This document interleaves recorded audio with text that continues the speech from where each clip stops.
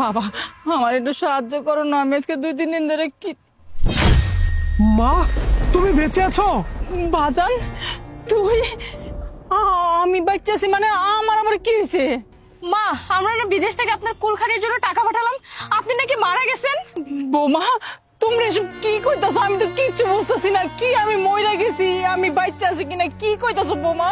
আরে মা, ওই যে জারিফ তো ফোন দিয়ে বললো যে মা মারা গেছে। আমরা টিকিটের জন্য অনেক চেষ্টা করছি মা, আমরা আসতে পারি নাই। তাই তো ওই যে 1 মাস পরে আমরা টিকিট নিয়ে তারপরে এই বাংলাদেশে আসি। কি হয়েছে মা বলো তো? বৌমা আমি এসব কিচ্ছু জানি না। আর জারিফের কথা কইতাছো তোরা? জারিফের বউ যা করছে আমার লগে, এটি শুনলে বাবা তুই আশ্চর্য হয়ে যাবি। তুই এই মুহূর্তে বাসা ছেড়ে চলে যাবি, তোকে আর এক বেলাও আমি বসে বসে খাওয়াতে পারবো না। বেরোদা। বাজান এটা কেমন কথা কস? তোরা আমারে বাইতে বাইরে দিতেছস। দেখ এই তোরা দুইজন ছাড়া আর আমার বড় পুত ছাড়া তো এই পৃথিবীতে আমার কেউ নাই। আমার বড় পুত আমার তুই বিদেশ গেছে গা, আর তোরা আসস তো কবরে তো আমার পুত থুয়ে গেছে। আর তোরা আমার বাইরে করে দিবি? তোরা যদি আমার বাইরে দিতে আমি কই যাবো, কার কাছে যাবো? এই চুপ কর, তোর এসব নেকা কান্না না আমাদের সামনে চলবে না। আর তোরে যেখানে বসায় বসায় যে মাসে মাসে খাবার খাবো, ওটার খরচ কে দিবে? হ্যাঁ, আমি একটা কথা বুঝি না, এটা কি বাসা নাকি কোনো লিল্লা বোর্ডিং? যারে তারে বাসার মধ্যে আনমু, খাওয়ামু, ভরণ পোষণ দিমু। হ্যাঁ মানে পেটে ধইরা একদম মাথা কিনা লয়ে গেছো কথা না।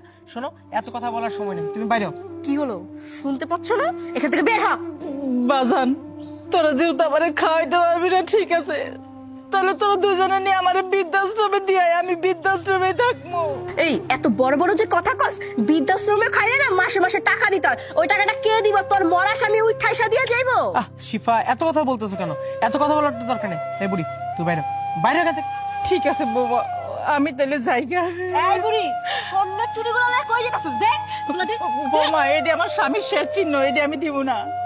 তোর স্বামীর চিহ্ন তুই এটি দিয়া যায় জানোস? হ্যাঁ, এইগুলা বেচলে 2 লাখ টাকা পাবো। দেখ টাইট করে ধরে আছিস কেন? আরে যা।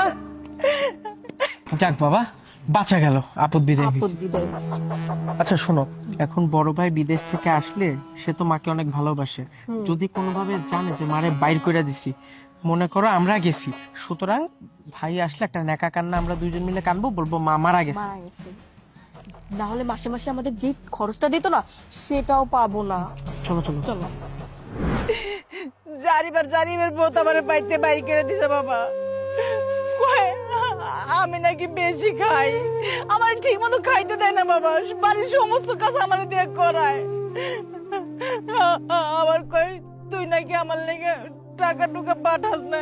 আচ্ছা বাবা একটা কথা কত, তুই কি আমার লেগে কোনো সময় টাকা টুকা পাঠাস নাই? এই মার লেগে কি তোর মায়া লাগে না একটা ফুটো? কি জারিফের এত বড় সাহস, অথচ আমরা প্রতি মাসের টাকা প্রতি মাসের আগে পাঠাই, আর ও কিনা আপনাকে বাড়ি থেকে বের করে দেয়, আবার আপনার হাতে স্বর্ণের চুড়ি জোড়াও রেখে দেয়। ওর এত বড় সাহস, তুমি দাঁড়ায় আছো কেন? এটা একটা বিহিত করো। আচ্ছা দাঁড়াও, শোনো মা, প্রতি মাসে কমপক্ষে আমি 50,000 টাকা পাঠাই। আমি বলছি জারিফ, মায়ের স্পেশাল দেখাশোনা করবি। ও যেহেতু এটা বেইমানি করেছে, বড় ধরনের অন্যায় করেছে, আমি খুব কষ্ট পেয়েছি মা তোমার এই মরার কথা শুনে। যাই হোক, তুমি একটা কাজ করো, তুমি পাশে যে লুকিয়ে থাকো, আমি জারিফকে ফোন দিয়ে আনতেছি, দেখতেছি। যাও।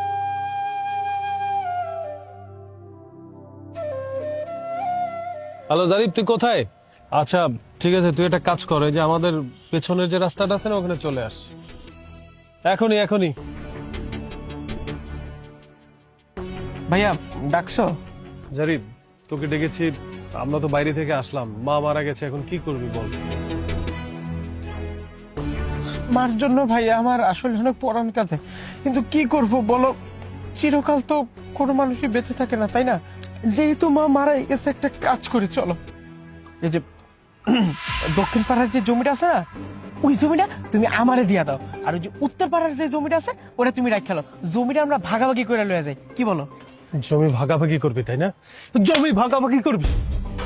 শোন, তুই আমার সাথে কি নাটক করছিস আমি কিন্তু বুঝে গেছি। ভাইয়া আপনি জারিফকে মারলেন? দেখছো দেখছো শিফা, এই যে এই জন্য আমি বলছি, মানে মা মরলো 1 মাসও হয়ে পারলো না, এর মধ্যে আমারে মেরে ফেলাবো, আমার শেষ করে ফেলাবো। ওই যে পেপার পত্রিকায় দেখো না, ভাই ভাইরে খুন করে ফেলাইছে, মারে ফেলাইছে। একটা খারাপ খুনি, একটা ডাকাত জলদস্যু শয়তান বদমাইশ আমারে মারে লেবো। জারিফ, তুমি কিন্তু অতিরিক্ত কথা বলতিছো। এমনি অনেক অন্যায় করে ফেলছো, যার শাস্তি তুমি পাবে। তুমি দাঁড়ায় আছো কেন? ডাকো না, ডাকো। চুপ, আর একটা কথা বলবি না। মা যে মারা যায়নি সেটা আমরা জেনে গিয়েছি। মা, মা এদিকে আসো। কিরে জারিফ, তুই না বলেছিলি মা মারা গেছে, তাহলে মা এখন কোথা থেকে আসলো? এই বুড়ি, তুই এখানে চুপ, আর একটা মিথ্যা কথা বলবি না। তুই যা যা করেছিস না সব মা আমাকে বলে দিয়েছে। জানিস তুই কি করে পারলি এই কাজটা করতে? দিনের পর দিন, রাতের পর রাত পরিশ্রম করে আমি টাকা পাঠিয়েছি আমার মা যাতে ভালো থাকে, তোরা যাতে ভালো থাকিস। তুই তো কোনো কাজ বাজ করিস না, আমার টাকায় খাস, বউ নিয়ে ঘুমাস। আচ্ছা, মা তোদের কি এমন ক্ষতি করেছে যে মাকে তোরা এইভাবে অন্যায় ভাবে বাড়ি থেকে বের করে দিলি? বের করে দিয়েছিস ভালো কথা, তাও আবার আমাদেরকে বললি যে মা মারা গেছে। এখন বলতেছিস জায়গার ভাগ নিবি। এই তুই কি মানুষ?